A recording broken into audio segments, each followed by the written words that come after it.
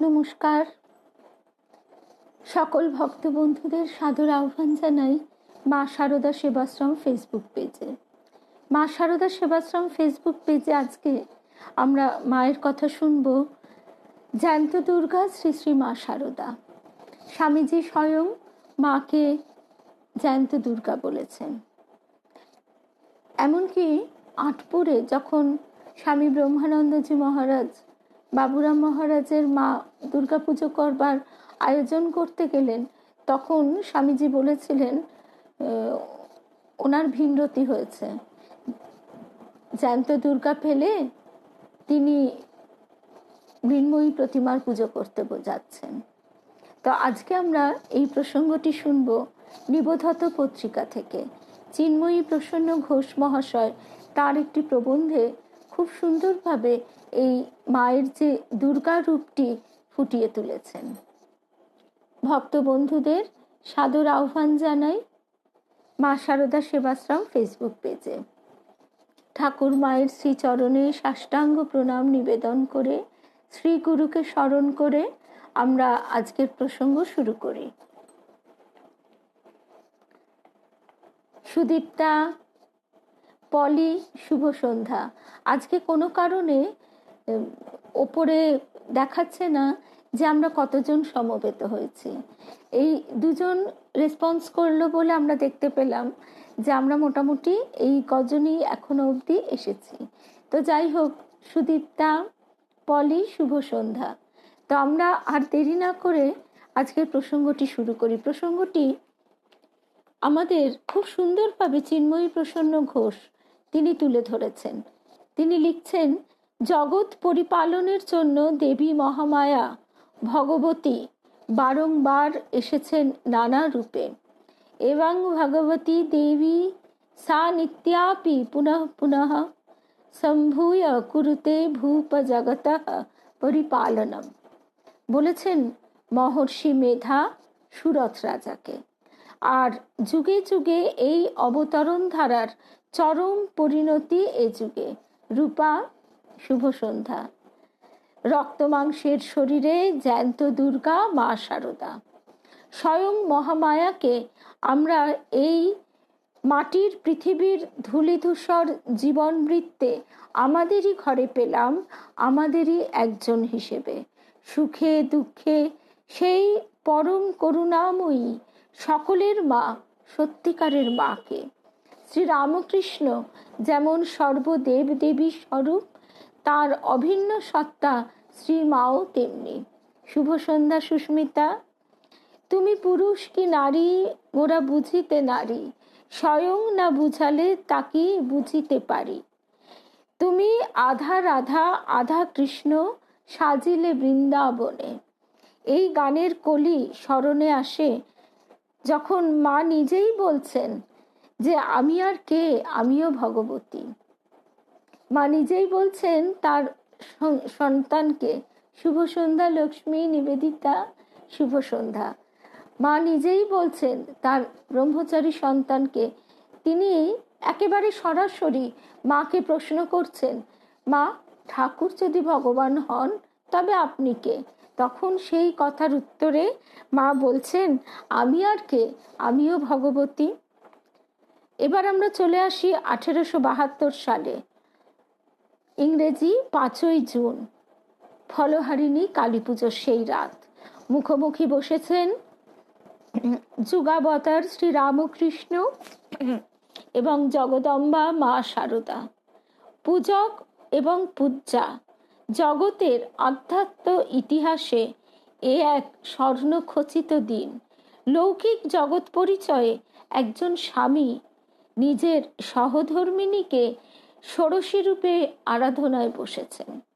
উদাত্ত কণ্ঠে প্রার্থনা মন্ত্র উচ্চারণ করছেন ঠাকুর, হে বালে, হে সর্বশক্তির অধীশ্বরী মাতো ত্রিপুর সুন্দরী, সিদ্ধির দ্বার উন্মুক্ত করো। ইহার শরীর মনকে পবিত্র করিয়া ইহাতে আবির্ভূত হইয়া সর্বকল্যাণ সাধন করো। শুরু হলো ষোড়শোপচারে পূজা। আর পূজান্তে নিজেকে ও নিজ সাধনার ফল, জপের মালা প্রভৃতি সর্বস্ব সমর্পণ করে দিলেন শ্রী শ্রী মায়ের পায়ে। আজকে আমাদের এই রূপা চক্রবর্তী, সিদ্ধার্থ, নিরূপকর, হেনা ব্যানার্জি, শুভ সন্ধ্যা, সঙ্গীতা, যারা একটু পরে আমাদের সঙ্গে এসেছেন তাদের জন্য বলি, আজকে আমাদের প্রসঙ্গ শুভ্রাদি, জ্যান্ত দুর্গা শ্রী শ্রী মা শারদা। তো এই অদ্ভুত লীলা জগৎ প্রত্যক্ষ করে স্তম্ভিত হলো। স্বয়ং ঈশ্বরাবতার কর্তৃক জ্যান্ত দুর্গা জগদম্বার অভিষেকের এই হলো পূর্ণ মাহেন্দ্রক্ষণ। মন্দিরের মা, নহবতের মা এবং পদ সংবাহনকারিণী পত্নীর আকৃতিতে স্বয়ং জগজ্জননী সব একাকার ঘোষণা করলেন পূর্ণ ব্রহ্ম নারায়ণ শ্রীরামকৃষ্ণ। এই অপূর্ব পূজার পরেই দেখি রূপ থেকে আসা এই মানুষী দেবীর রূপের ক্রম উন্মোচন। পরে এই মা শারদা কখনো রামকৃষ্ণ সংঘজননী তথা জগন্মাতায় রূপান্তরিতা হয়েছেন তা আমরা বুঝতেও পারি না। আরো পরে দেখি রামকৃষ্ণময় স্বামী বিবেকানন্দ দ্বারা তিনি আবার জ্যান্ত দুর্গা রূপে প্রতিষ্ঠিতা ও পূজিতা। একদম মায়ের কথা শুভ সন্ধ্যা, রুমাদি, মধুবন্তী, মৌসুমী, মায়ের হেনা আমাদের বলছে মায়ের কথা শুনলে কত শান্তি যে পাই। আসলে তিনি যে জগৎ তারিণী, জগৎ ধারিণী, জগৎ পালনী শক্তি, সেই শক্তি দ্বারা তিনি আমাদের আগলে রেখেছেন। আর মায়ের কোলে ঘুমায় শিশু, এই শান্তি মা কোথায় বল।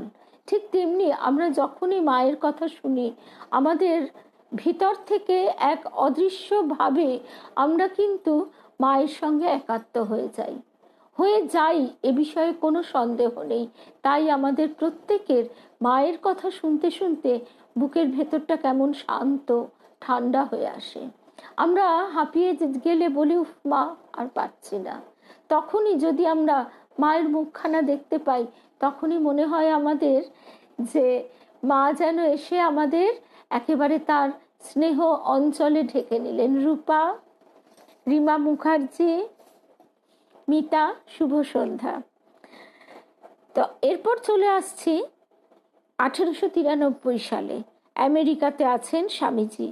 প্রিয় গুরু ভাই মহাপুরুষ মহারাজকে লিখছেন, মা ঠাকুরুন যে কি বস্তু বুঝতে পারোনি, এখনো কেউই পারো না, ক্রমে পারবে। ভায়া, শক্তি বিনা জগতের উদ্ধার হবে না। আমাদের দেশ সকলের অধম কেন, শক্তিহীন কেন? শক্তির অবমাননা বলে। এটা ভারী অদ্ভুত, যে দেশে মাতৃপূজা, দেবী পূজা, শক্তি পূজা, সে দেশে মাটিতে মেয়েদের এত অত্যাচার, মেয়েদের এত ঘৃণা, মেয়েদের এতদিন শুনে আসতে হয়েছে তারা নাকি নরকের দ্বার। তো এই শুনতে শুনতে তাদের ভিতরেও সেটাই ধারণা জন্মে গেছে যে তারা বুঝি নরকের দ্বার। কিন্তু মা ঠাকুরানী ভারতে পুনরায় সেই মহাশক্তি জাগাতে এসেছেন, তাকে অবলম্বন করে আবার সব গার্গী মৈত্রেয়ী জগতে জন্মাবে। দেখছো কি ভায়া, ক্রমে সব বুঝবে। এই জন্য তার মঠ প্রথমে চাই। বাবুরামের মার বুড়ো বয়সে বুদ্ধির হানি হয়েছে, জ্যান্ত দুর্গা ছেড়ে মাটির দুর্গা পূজা করতে বসেছে।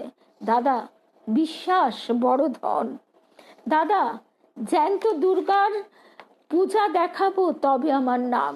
বলছেন স্বামীজি, তুমি জমি কিনে জ্যান্ত দুর্গা মাকে যেদিন বসিয়ে দেবে সেই দিন আমি একবার হাঁপ ছাড়বো, তার আগে আমি দেশে যাচ্ছি নে। যত শীঘ্র পারবে, টাকা পাঠাতে পারলে আমি হাঁপ ছেড়ে বাঁচি। তোমরা জোগাড় করে এই আমার দুর্গোৎসবটি করে দাও দেখি। বলাই বাহুল্য, উপরিউক্ত ঐতিহাসিক পত্রটির প্রতিটি ছত্র আজ বাস্তবায়িত। জগৎ বুঝেছে মা ঠাকুরুন কি বস্তু। আমাদের গুরুদেব বলতেন যে কোনো সংসারে শুভ সন্ধ্যা, স্বপ্নাদি, আলপনা, স্বাতী, মনীন্দ্র দেবনাথ, শুভ সন্ধ্যা, আমরা গুরুদেবের কাছে শুনতাম, গুরুদেব বলতেন যে দেখ, একটা সংসারে সব আছে, কিন্তু সেই সংসারে যদি মা না থাকে তাহলে সেই সংসারে যত যাই থাক না কেন সংসারটা ছারখার হয়ে যায়, তছনছ হয়ে যায়। কিন্তু সেখানে যদি ধন সম্পদ কম থাকে, যাই কম থাকুক না কেন, সেই কমটুকু, অভাবটুকু পূরণ করে দেন মা। মাতৃশক্তি, মায়ের স্নেহ, মায়ের আশ্বাস, মায়ের ভরণ পোষণ, মা কোথা থেকে কিভাবে যে সব কিছু গুছিয়ে নেয় সেটা আমরা বাস্তব ক্ষেত্রেই দেখতে পাই। ঠিক এখানেও তাই, এই জগৎ সংসারে মাকে চাই, এইটি ঠাকুর বুঝতে পেরেছিলেন, তাই তিনি জগৎকে একটি মা দিয়েছেন। তাদের যে দৈবী দাম্পত্য বিবাহ, তাদের যে দৈবী দাম্পত্য লীলানাট্য যাই বলি না কেন, এই দৈবী বিবাহ দ্বারা আমরা মাকে পেয়েছি। বেলুর মঠের মাধ্যমেই এই বোঝাপড়া। যুগাচার্য স্বামীজি এই জ্যান্ত দুর্গার পূজার প্রথম উদ্গাতা। বেলুর মঠের প্রতিষ্ঠার ফলে জ্যান্ত দুর্গা পূজা দেখানোর ও শেখানোর সুযোগ এসে গেল। এবার 1901 সাল বেলুর মঠে অনুষ্ঠিত হলো প্রথম দুর্গা পূজা। স্বামীজি নিজে উদ্যোগী হয়ে এই পূজা করেছিলেন। সে পূজা প্রকারান্তরে মা শারদারই পূজা, সে কথায় আমরা পরে আসছি। আর মায়ের মঠ স্বামীজির মরশরীরে দেখে যাওয়া হয়নি সত্যি, কিন্তু তারই পরিকল্পনা মতো আজ গঙ্গার পূর্বকূলে স্বমহিমায় প্রজ্জ্বল শ্রী শারদা মঠ। এই জ্যান্ত দুর্গার দুর্গারূপের অভিব্যক্তি নিয়ে আমরা কয়েকটি কথা শুনছি প্রবন্ধকার চিন্ময়ী প্রসন্ন ঘোষ মহাশয়ের কাছে। মা শারদা দুর্গা রূপে। জয়রামবাটি, সকাল 9টা। মা ঝাড়ু দিয়ে বারান্দা ঝাড় দিচ্ছেন, মুড়ি খাচ্ছেন বারান্দায় বসে মায়ের এক ত্যাগী সন্তান গগন মহারাজ, পরবর্তীকালে স্বামী রীতানন্দ। বাইরের দরজা থেকে হঠাৎ ভিখিরির ডাক, মা ভিক্ষে পাই গো মা। শ্রী শ্রী মা আপন মনে বলছেন, আমি আর অনন্ত হাতেও কাজ শেষ করতে পারছি না। অতি কোমল সুমিষ্ট স্বর শুনে গগন মহারাজ ফিরে তাকালেন মায়ের দিকে। মা তক্ষুনি কাজ বন্ধ করে এক হাত হাঁটুতে রেখে নুয়ে পড়লেন। হাসতে হাসতে বললেন, দেখো আমার দুটো হাত, আমি কিনা আবার বলছি আমার অনন্ত হাত। স্বে মহিমনি স্বয়ংবাদিনী মা যেন চলো চপলার চকিত চমকে। বিদ্যুৎ যেমন হঠাৎ 10 দিক আলোকিত করে আবার অন্ধকারে মিলিয়ে যায়, তেমনি চকিত চমকে তার দশভুজা অনন্ত ভুজার রূপ প্রকাশ করে আবার ঢেকে ফেলার প্রয়াস করেছেন। দ্বিতীয় ঘটনা, বাঁকুড়া জেলা জুড়ে তখন ভীষণ দুর্ভিক্ষ। রামকৃষ্ণ মিশনে সেবা কাজ চলছে জোর কদমে। এক সাধু ফিরেছেন সেবা কাজ থেকে, মাকে শোনাচ্ছেন লোকের দুর্গতির কথা। মা সব শুনে চারদিকে হাত ঘুরিয়ে বললেন, দেখো বাবা, মা সিংহ বাহিনীর কৃপায় এইটুকুর মধ্যেও সব কিছু নেই, অর্থাৎ জয়রামবাটি গ্রামে। সাধু বললেন, মা সিংহ বাহিনী তো বুঝি না, আপনি আছেন বলেই এখানে কিছু নেই। শ্রী শ্রী মা একথা শুনে স্মিত মুখে চুপ করে রইলেন। আমরা যখন ভবতারিণী মায়ের কথা শুনছিলাম তখন আমরা শুনেছি মা সিংহ বাহিনীকে ভবতারিণী মা বলছেন, মা তুমি কে, মা তুমি কে?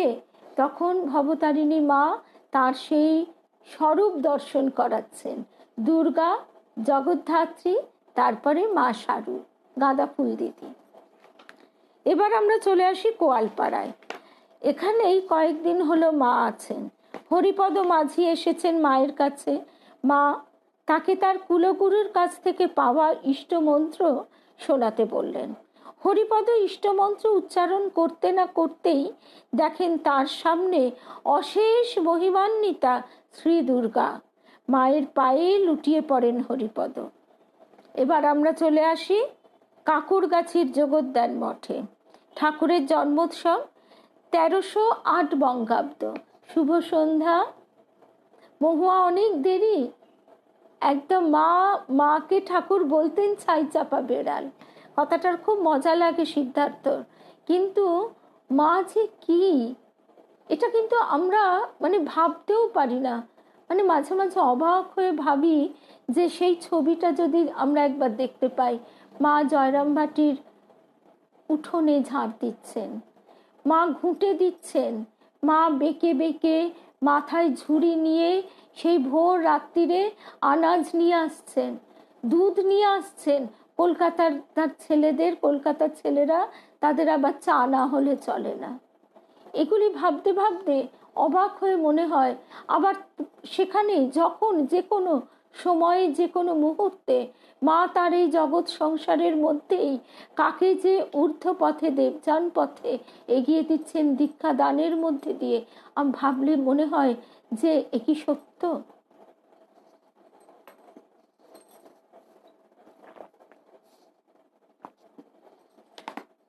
1308 বঙ্গাব্দ, ঠাকুরের জন্মোৎসব। মা বসেছেন পূজার বেদিতে। কাকুরগাছির জগদ্দান মঠ। পূজা করছেন নিজ হাতে মনমোহন মিত্র। তিনি লিখছেন, অনুভব করিয়াছিলাম শ্রী শ্রী মা কৈলাসের ভগবতী রূপে সাক্ষাৎ মহাদেবের পূজা করিতেছেন। অনুভব করিয়াছিলাম শ্রী শ্রী মা কৈলাসের ভগবতী রূপে সাক্ষাৎ মহাদেবের পূজা করিতেছেন।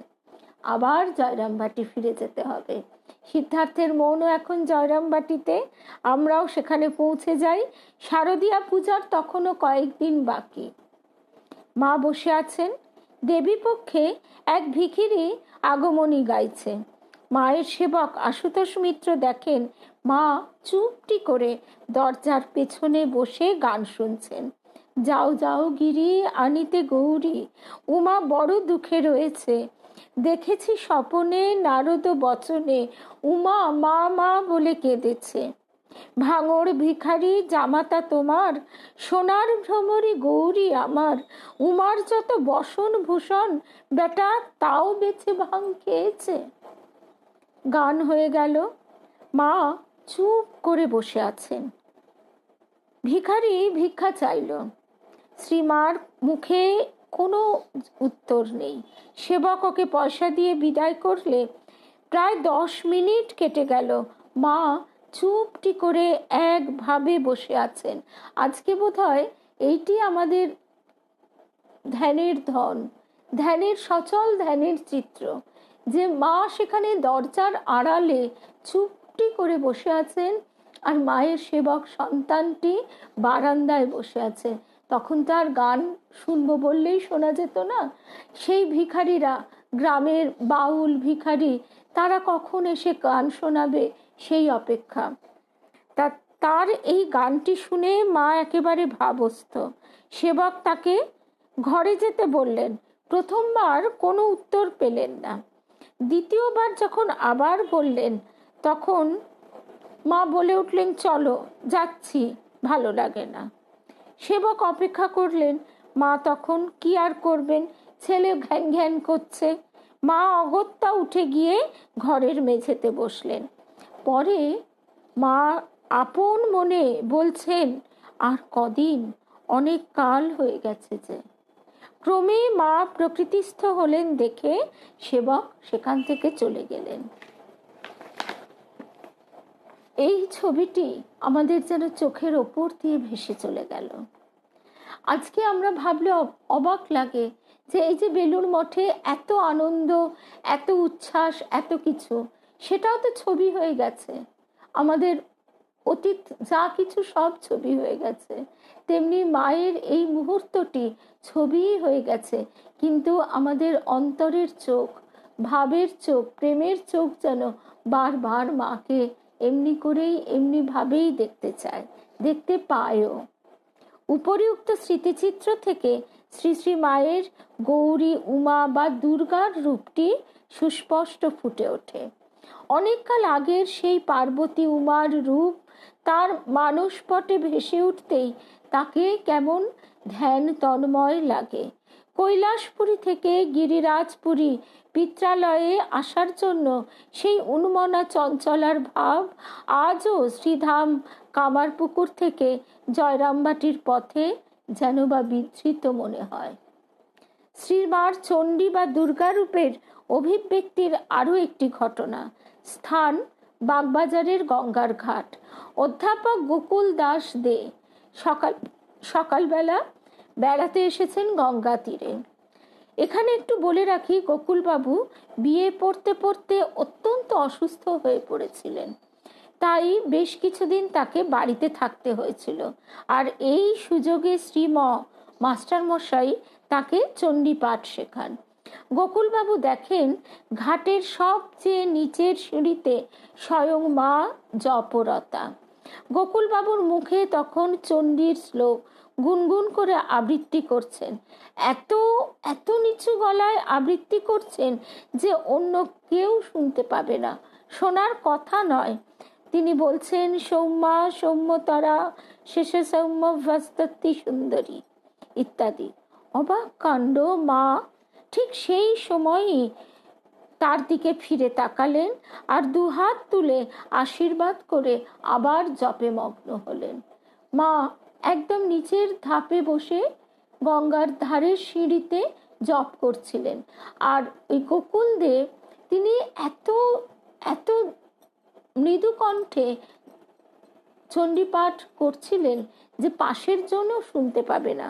মা ঠিক শুনতে পেয়ে ঠিক সময়ে তার দিকে ফিরে দুহাত তুলে আশীর্বাদ করলেন। এবার আমরা যাব বলরাম বাবুর বাড়ি। দক্ষযজ্ঞ নাটক অভিনীত হচ্ছে। মা তার সঙ্গিনীদের নিয়ে বসে দেখছেন। দক্ষযজ্ঞ নাটক হতে হতে ব্যাস সেই জায়গায় এসেছে। সতীর সেই পতিনিন্দা শ্রবণজনিত দুঃখে মা নিজের সতী রূপের পরিচয় দিয়ে ফেললেন। হিমালয় কন্যা পার্বতী তো জন্মান্তরে দক্ষজা সতী। যেই মায়ের সতী রূপের পরিচয় ব্যঞ্জক ভাবটি তার মুখের ছোট্ট একটা কথায় বেরিয়ে এলো, সঙ্গে সঙ্গে গোলাপ মা মায়ের হাতটা চেপে ধরে বললেন, মা কি বললে? মা কিন্তু সঙ্গে সঙ্গে আবার চমকিত হয়ে সামলে নিলেন, বললেন, না না, ও কিছু নয়। মায়ের সতী রূপের আরো একটি পরিচয় আমরা পাই মাতৃতীর্থ জয়রামবাটিতে। মা শ্যামাসুন্দরী জামাইয়ের নানা পাগলামি আর সাংসারিক বুদ্ধি বিবেচনাহীনতার কথা বলছেন। তখন তো ঠাকুর পাগলা বামুন। রানী রাসমণির মন্দিরে সেই পাগলা বামুনের কথা ছড়িয়ে পড়েছে জয়রামবাটি কামারপুকুরে। পতিনিন্দা শুনতে শুনতে মায়ের কান একেবারে দুঃসহ যন্ত্রণায় ভরে যায়। শান্ত শ্রী শারদাও একদিন সহ্য করতে না পেরে জ্বলে উঠলেন। উগ্রকণ্ঠে বলে উঠলেন মাকে, দেখো, আমার কাছে বারবার তুমি পাগল পাগল করোনি। একবার পতিনিন্দায় দেহ ছেড়েছি, আবার কি তুমি দেখতে চাও? মায়ের এই কথায় শ্যামাসুন্দরী চমকে উঠে নিরস্ত হলেন। এবার দেখা যাক ভক্তশ্রেষ্ঠ নাগ মহাশয়ের শ্রী মাকে কিভাবে দেখছেন। নাগ মহাশয়ের কাছে তিনি স্বয়ং মহামায়া, নীলাম্বর বাবুর বাগান বাড়ি। নাগমশাই এসেছেন ওপার বাংলা থেকে মায়ের কাছে। এই বেলুর মঠে সেই আমাদের ছোট্ট মেয়েটা শুভার্থী মায়ের পায়ে কি সুন্দর করে জবা দিচ্ছে। মেহুলি কি সুন্দর করে মাকে প্রণাম করছে। এই ছবিগুলো দেখতে দেখতে ভাবছিলাম যে এই ছোট্ট ছোট্ট মেয়েগুলো মাকে কিভাবে ভালোবাসছে। এই যে মায়ের সঙ্গে একেবারে নারীর টান, গর্ভধারিণী মায়ের সঙ্গে তো নারীর টান থাকেই, কিন্তু সে নারীর টান তো এক জন্মের। আর জন্ম জন্মান্তর ধরে আমরা যে মায়েরই কোলে বড় হচ্ছি, মায়েরই কোলে জন্মাচ্ছি, মাই আমাদের বড় করছেন। সেই সত্যিকারের মাকে যেদিন আমরা শুধু মা বলে বুঝতে পারবো, সেদিন আর কিচ্ছু চাই না। এই বিশ্বাসটি, এই বোধটি যেন মা আমাদের দেন। নীলাম্বর বাবুর বাগান বাড়ি। নাগমশাই এসেছেন ওপার বাংলা থেকে। তখন বাংলাদেশ একই সঙ্গে, এখন তো বাংলাদেশ আলাদা। তা ওপার বাংলা থেকে মহামায়ী মহামায়ী শব্দ করতে করতে এগোচ্ছেন। মা খবর পেয়ে প্রসাদ হাতে সিঁড়ি পর্যন্ত এগিয়ে এসেছেন। সিঁড়ি বেয়ে টলতে টলতে উঠছেন নাগমশাই, ভক্তিভাবে বিভোর, যেন মায়ের ভাবামৃত খেয়েছেন। মা বলছেন, এসো বাবা এসো। মহামায়ী মহামায়ী বলে মাথা খুঁড়ে প্রণাম করছেন নাগমশাই। এদিকে মা ছাদের সিঁড়ির প্রথম ধাপটিতে বসে আছেন। সর্বাঙ্গ কাঁপছে নাগমশাইয়ের, দু চোখ বেয়ে জল পড়ছে, ভিজে যাচ্ছে গাল। মা বললেন, এসো ঠাকুরের প্রসাদ পাও। তিনি বললেন, মহামায়ীর প্রসাদ। মা তখন নিজের জিভ ঠেকিয়ে প্রসাদ করে দিলেন। নাগমশাই মুখ খুললেন, মা তাকে একটু একটু করে প্রসাদ খাওয়াতে লাগলেন। সে এক অদ্ভুত নয়ন লোভন স্বর্গীয় দৃশ্য। জগদম্বার বালক খাচ্ছেন স্বয়ং জগদম্বার হাতে। চোখের জলে মুখ ভেসে যাচ্ছে, ভিজে যাচ্ছে। প্রসাদ খাইয়ে মা এক এক ঢোক জল মুখে দিচ্ছেন। প্রসাদ খাওয়ানো শেষ। এবার হাত ধুয়ে ডান হাত মাথায় দিয়ে আশীর্বাদ করলেন মা।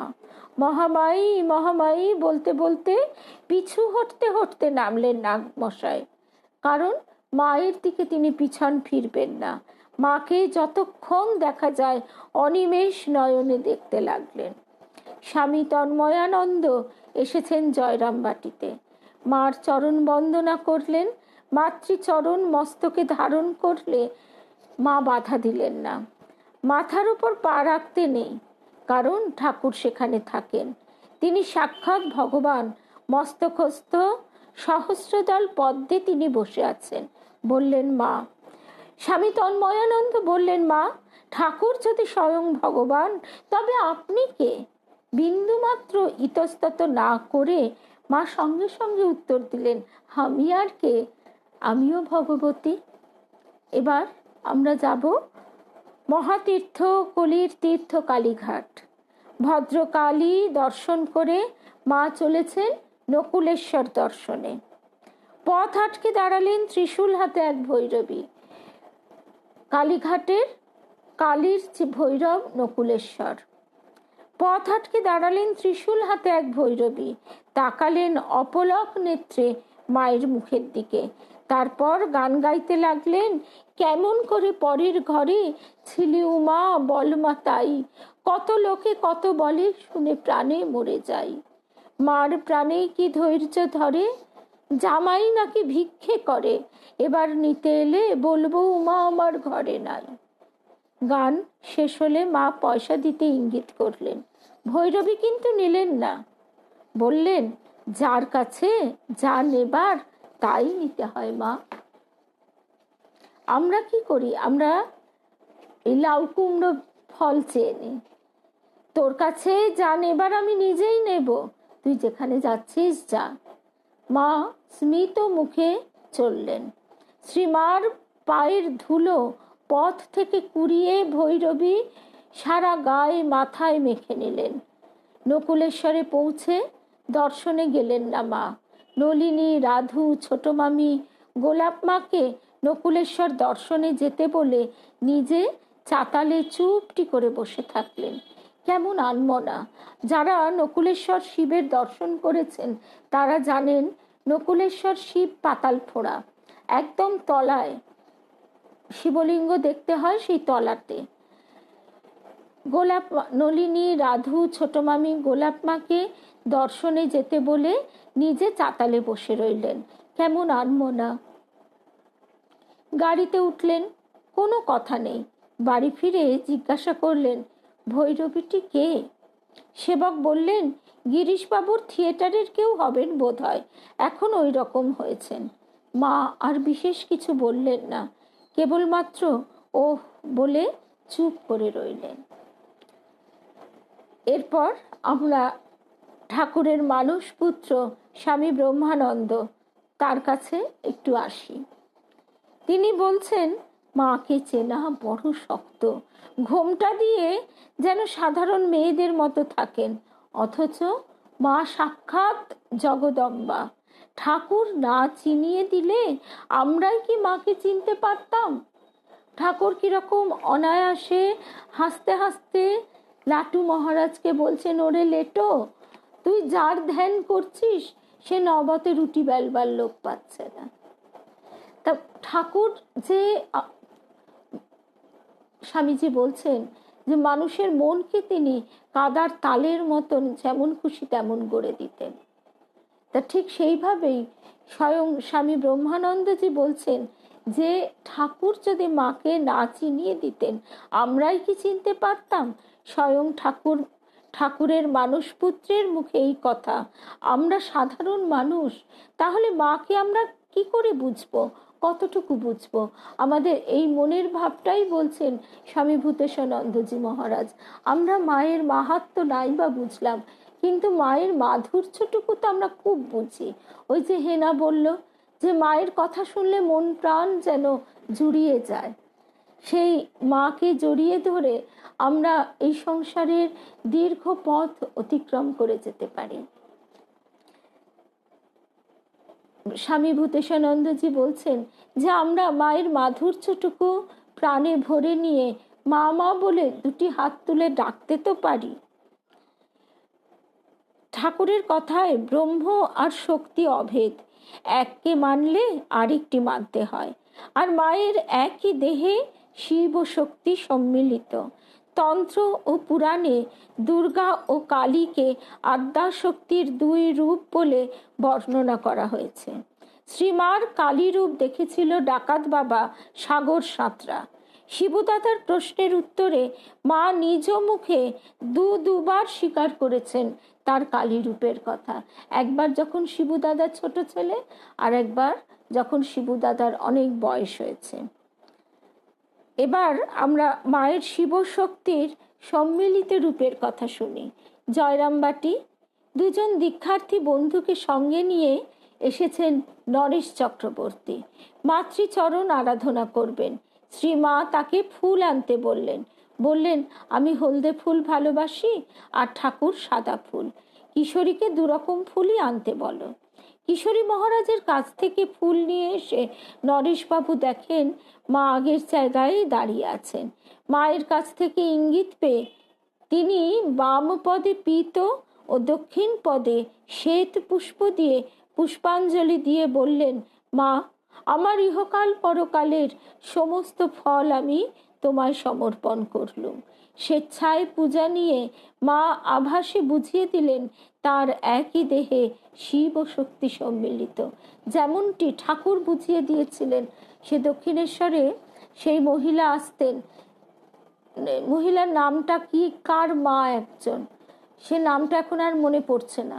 তো স্বামী চেতনানন্দজি মহারাজের বই থেকেই আমরা ঘটনাটি পাই। সেখানে তিনি ঠাকুরকে নারায়ণ জ্ঞান করতেন, কিন্তু মাকে তিনি মোটেই মানতেন না। তো একদিন তিনি এসেছেন, ঠাকুরের সঙ্গে কথা টথা বলে নহবতে যাবেন। নহবতে গিয়ে দেখেন সেখানে লক্ষ্মী দিদিও আছেন। লক্ষ্মী দিদিকে নিয়ে তিনি গঙ্গার ধারে এসেছেন। ততক্ষণে ঠাকুরও গঙ্গার ধারে পৌঁছে গেছেন। সেখানে গিয়ে তারা তো অবাক, দেখছেন চারিধারে অজস্র সাপ ফনা ধরে আছে, আর ঠাকুরের বাম উরুর ওপর মা স্বয়ং বসে আছেন। সেই দৃশ্য দেখে তারা চমৎকৃত হয়ে বিস্ময়ে একেবারে কাঠ হয়ে গেলেন। কিছুক্ষণ পরে সম্বিত ফিরতে লক্ষ্মী দিদি দৌড়ে ছুটে এলেন নহবতে। এসে দেখেন খুড়িমা ঠিক যেমনটি কুটনো কাটছিলেন তেমনই কুটনো কাটছেন। আবার দৌড়ে গিয়ে দেখেন সেই একই দৃশ্য। তারপর আবার তিনি টানতে টানতে সেই ভদ্রমহিলাকে নিয়ে এলেন নহবতে।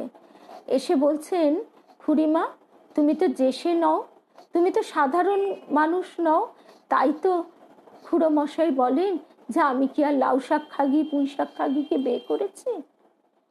তখন মা আমাদের স্মিত হাস্যে বলছেন, কেন, কি হলো আবার হঠাৎ এ কথা?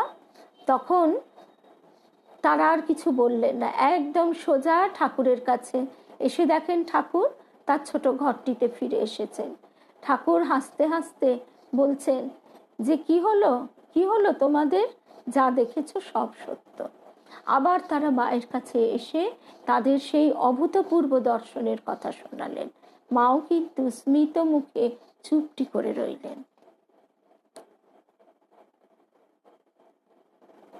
ঠাকুর সম্পর্কে শ্রীমার কথা সুরেন্দ্রনাথ ভৌমিককে মা বলেছিলেন, তা বাবা, তিনিই মহেশ্বর, তিনিই মহেশ্বরী, তিনিই সর্বদেবময়, তিনিই সর্বজীবময়। তাতে সব দেবদেবীর পূজা হয়। ও মহেশ্বর বললেও হবে, মহেশ্বরী বললেও হবে। সেদিন কথাটা আমি কার কাছে শুনেছি একটুও মনে করতে পারছি না, কিন্তু কথাটা হচ্ছে এই যে স্বামী ভূতেশানন্দজি মহারাজ তিনি একদিন মঠে শিবরাত্রিতে বেলপাতা ফুরিয়ে গেছে। তিনি শিবের মাথায় অজস্র তুলসী পাতা দিতে দিতে বলছেন যে শিবকে তুলসী দিতেই বা বাধা কোথায়। জ্ঞান মিশ্রিত ভক্তি, ঠাকুর তো বারবার বলছেন জ্ঞান আমাদের, হ্যাঁ দ্বিতীয়বার যখন যায় সর্পকুল চলে গেছে। জ্ঞান মিশ্রিত ভক্তি অর্থাৎ জ্ঞান পথেও যেখানে পৌঁছানো যায়, ভক্তি পথেও সেইখানেই পৌঁছানো যায়। বিভিন্ন ধারার বিভিন্ন পথের আলাদা আলাদা ভাব থাকলেও যখন সেই সর্বভাব সমন্বিত ঠাকুরের দিকে আমরা তাকাই, তখন আর কোনো পূজার বিধিনিষেধ থাকে না। আমাদের গুরুদেব তাই বলতেন, গুরুদেবকে যখন জিজ্ঞেস করেছিলাম, হ্যাঁ স্বামী ভূতেশানন্দজি মহারাজের এটি কথা, গুরুদেব বলেছিলেন, গুরুদেবকে যখন জিজ্ঞাসা করেছিলাম, গুরুদেব আমি তো পুজো করতে জানি না দীক্ষা লাভের পর, গুরুদেব একটি কথা বলেছিলেন, তুই ভালোবেসে যা করবি সেইটি পূজা। ভালোবাসা নেই, তাড়াহুড়ো, সংসারের একটা কাজ, এই হিসেব করে কোনো রকম একটা নিয়ম রক্ষে সেই পূজা হচ্ছে বৈধি ভক্তির অন্তর্গত। মূল কথা হচ্ছে এইগুলিরও প্রয়োজন আছে, যেমন আমাদের স্লেটে হাত বুলোবার প্রয়োজন আছে, তেমনি সেই করতে করতে আমাদের ভিতরে সেই সংস্কারটি যখন তীব্র থেকে তীব্রতর হয়ে ওঠে, তখন আমরা উপলব্ধি করতে পারি যে তাকে ভালোবাসাটাই মূল কথা। আবার কি সেই ভালোবাসাও তিনি না দিলে আমরা বাঁচতে পারি না। তিনি আমাদের টেনে না রাখলে আমরা বেলুড় মঠে না গিয়ে শপিং মলে ঘুরে বেড়াতাম। তারপর হচ্ছে দুর্গারূপিণী মায়ের দুর্গোৎসবে আবির্ভাব উপস্থিতি নিয়ে এবার কিছু কথা। 1310 বঙ্গাব্দের আশ্বিন মাস, গিরিশ ভবনে দুর্গাপূজা। স্বামী শারদানন্দের চিঠি পেয়ে অসুস্থ শরীর নিয়ে মা এসেছেন গিরিশের অনুরোধে গিরিশ ভবনে। সঙ্গে ছোট মামি ও রাধু। মায়ের সামনেই কল্পারম্ভ হলো। মা থাকলেন বলরাম ভবনে। সেখানে হলো আর এক পূজা। সপ্তমীর দিন সকাল থেকে দলে দলে ভক্ত মায়ের পায়ে পুষ্পাঞ্জলি দিতে লাগলেন। বলরাম বাবুর বাড়িতে গেলে অদ্ভুত একটা অনুভূতি হয়। সেখানে মনে হয় না যে জব ধ্যান করে চোখ বুঝে কিছু একটা করা যাক, কারণ সেখানে মনে হয় যে আমাদের ঠাকুরকে, মাকে এটাই বলতে ইচ্ছে করে, এটাই প্রার্থনা যে এই বর্তমানের যে জবনিকা, সেই বর্তমানের প্রলেপটি তুলে তোমাদের সেই সময়কার ছবি একটু দেখাও। সেই সময় কেমন করে ঠাকুর সেই ঘোরানো বারান্দায় রথ টানছেন, দারু ব্রহ্ম জগন্নাথ, আবার সামনে নররূপধারী জগন্নাথ, সে এক অদ্ভুত অবস্থা। তারপরে সেখানে স্বয়ং শ্রী শ্রী মা, সে অপূর্ব অপূর্ব সব কথোপকথন। লাটু মহারাজ মাকে বকছেন যে ভদ্র ঘরের মেয়ে হয়ে তুমি বাইরে আমার সঙ্গে কথা বলছো, আমার সঙ্গে কথা বলতে হলে আমাকে ডাকলেই তো পারতে। তারপর লাটু মহারাজ তিনি বলছেন যে এইসব মিথ্যে, এসব মায়া। মা শুনতে পেয়ে বলছেন, মাও কি মায়া? এই অপূর্ব অপূর্ব সমস্ত উক্তি এখানে সেই বাণী রূপে রহিয়াছ মূরতি ধরি বলরাম ভবনে আজও ঠিক তেমনটি বুঝি কান পাতলে শোনা যায়। সেখানেই বেলুড় মঠের অঙ্কুরোদ্গম হচ্ছে। মায়ের সামনেই হ্যাঁ, সপ্তমীর দিন সকাল থেকে দলে দলে ভক্ত মায়ের পায়ে পুষ্পাঞ্জলি দিতে এলো। সে এক অপূর্ব দৃশ্য। সপ্তমী পূজার সময়ে খবর এলো মা এলেন গিরিশ ভবনে। সেখানেও বিশ্রাম নেই, ভক্তদের পূজার পর পূজা। একই পূজার দালানে একদিকে প্রতিমার পায়ে পত্র পুষ্প রাশি, অপরদিকে সজীব প্রতিমা শ্রী মায়ের চরণে ভক্তদের জবাবিল্ল দল। অভাবনীয় দৃশ্য। শরীর অসুস্থ, চাদর মুড়ি দিয়ে মা সকলের পূজা নিচ্ছেন। দুদিন এই রকম পরিশ্রমের পর স্থির হলো সন্ধি পুজোয় মা উপস্থিত থাকবেন না। গিরিশচন্দ্র ও তার ভগিনী দক্ষিণা আক্ষেপ করতে লাগলেন। এদিকে সন্ধি পূজার আর একটু দেরি। মা পেছনে দরজা দিয়ে এসে দরজায় ধাক্কা দিচ্ছেন, আমি এসেছি। গিরিশ ভবনে মা এসে দরজায় ধাক্কা দিচ্ছেন। বলরাম বাটির পশ্চিম পাশের সরু গলি দিয়ে স্ত্রী ভক্তদের নিয়ে তিনি হেঁটে চলে গিয়ে খিড়কি দরজায় ধাক্কা দিয়ে দিয়ে বলছেন, আমি এসেছি। গিরিশ ঘোষের বাড়ি যে কাজ করে দরজা খুলে দিল। সেই যে কাজের লোকটি, তার নাম লেখা নেই, বইয়ে তার নামও লেখা নেই, তার কথা কেউ জানে না, কিন্তু শুধু এই ছবিটুকু। স্বয়ং জগন্মাতা এসেছেন। সে তাকে চেনেও না জগন্মাতা বলে, ভালোবাসে। এটাই বড় কথা যে সেই মেয়েটি যে গিরিশ বাবুর বাড়িতে কাজ করে সেও মাকে ভালোবাসে। সে এসে দরজা খুলে দিচ্ছে, মা ঢুকছে। সুখবর ছড়িয়ে গেল বিদ্যুতের মতো। গিরিশের আনন্দ আর ধরে না। বারান্দা থেকে তত্তর করে দৌড়ে নেমে এলেন। হাঁপাচ্ছেন, গদগদ স্বরে বলছেন, ভেবেছিলাম আমার পূজাই হলো না। এমন সময় মা দরজায় ঘা দিয়ে ডাকলেন, আমি এসেছি। শ্রী মা প্রতিমার দিকে নিবদ্ধ দৃষ্টি হয়ে উত্তর পশ্চিম কোণে দাঁড়িয়ে রইলেন। ভক্তগণ শ্রীচরণে পুষ্পাঞ্জলি দিলেন। নবমী পূজাও এভাবে কাটলো। মহাপূজা সাঙ্গ হলো। ধন্য গিরিশ, ধন্য তার অচলা মাতৃশক্তি। এবার 1898 সাল অক্টোবর মাস। মা আছেন বাগবাজারে বোসপাড়া লেনের একটি বাড়িতে। একদম রূপা বলছে রাজা মহারাজ বাচ্চাদের সঙ্গে সেখানে রীতিমতো খেলা, কি আবার ভূত সেজে ভয় দেখানোও চলতো।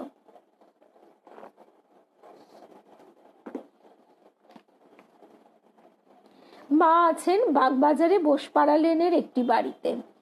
দুর্গাপুজোর ঠিক আগে কাশ্মীর থেকে বেলুড়ে ফিরলেন স্বামীজি। শরীর তত ভালো নয়, কিন্তু মহাষ্টমীর দিন চঞ্চল হয়ে উঠলেন। জ্যান্ত দুর্গার পূজা না করে কিছুতেই স্বস্তি পাচ্ছেন না। স্বামী ব্রহ্মানন্দ, প্রকাশানন্দ, বিমলানন্দকে নিয়ে নৌকা করে এলেন বাগবাজারের ঘাটে। চারিদিকে মহাষ্টমীর ঢাক বাজছে, মেতে উঠেছে কলকাতা। বোসপাড়ার বাড়িতে এসে জ্যান্ত দুর্গার পায়ে লুটিয়ে পড়লেন তারা। এরপর 1901 সাল বেলুড় মঠে সর্বপ্রথম চালু হলো দুর্গাপূজা। স্বামীজি উদ্যোক্তা। দুর্গাপূজার আর 3 সপ্তাহ বাকি। স্বামীজি একজন সন্ন্যাসীকে কুমোরটুলিতে পাঠালেন, আর একজন গেলেন বাগবাজারে জ্যান্ত দুর্গার কাছে মঠে পূজার অনুমতি আনতে। দেরি হলেও কুমোরটুলিতে একটি মাত্র মৃন্ময়ী প্রতিমা পাওয়া গেল। কারণ সেই মৃন্ময়ী প্রতিমাটি যিনি বায়না করেছিলেন তিনি আর নিতে আসেননি। তখন কুমোর বললেন, শিল্পী বললেন যে যদি আজকেও নিতে না আসে আপনারা নিয়ে যাবেন। চিন্ময়ী মায়েরও অনুমতি মিলল। স্বামীজির আনন্দ আর ধরে না। বোধনের আগের দিন শ্রীমা বেলুড় মঠের কাছে নীলাম্বর বাবুর ভাড়াটে বাড়িতে ছিলেন। সন্ন্যাসীদের নামে পূজার সংকল্প হয় না, তাই মায়ের নামেই সংকল্প হলো। মায়ের সেবক কৃষ্ণলাল মহারাজ হলেন পূজক, আর স্বামী রামকৃষ্ণানন্দের পিতা ঈশ্বরচন্দ্র চক্রবর্তী হলেন তন্ত্রধারক। স্বামীজি সেবার পূজায় পশু বলিও দিতে চেয়েছিলেন, কিন্তু মায়ের নির্দেশে তা বন্ধ হলো। মহা সমারোহে অনুষ্ঠিত হলো মঠের প্রথম দুর্গাপূজা। কুমুদবন্ধু সেন তিনি বলছেন, পয়লা কার্তিক 18ই অক্টোবর ষষ্ঠীতে বিল্লতলায় বোধন হইল। বিল্ল বৃক্ষ মূলে পাতিয়া বোধন, গণেশের কল্যাণে গৌরীর আগমন। স্বামীজি এই গানটি গলা ছেড়ে উদাত্ত কণ্ঠে গাইতেন। সকলের কণ্ঠে একযোগে ধ্বনিত হলো। প্রতিমা মণ্ডপে আনা হলো, মহোৎসব আরম্ভ হয়ে গেল। লিখছেন, মৃন্ময়ী মূর্তিতে চিন্ময়ী দেবীর আবির্ভাব, অপরদিকে স্বয়ং মহাশক্তি মানবী দেহে শ্রী শ্রী জগজ্জননী মাতৃরূপে অবতীর্ণা।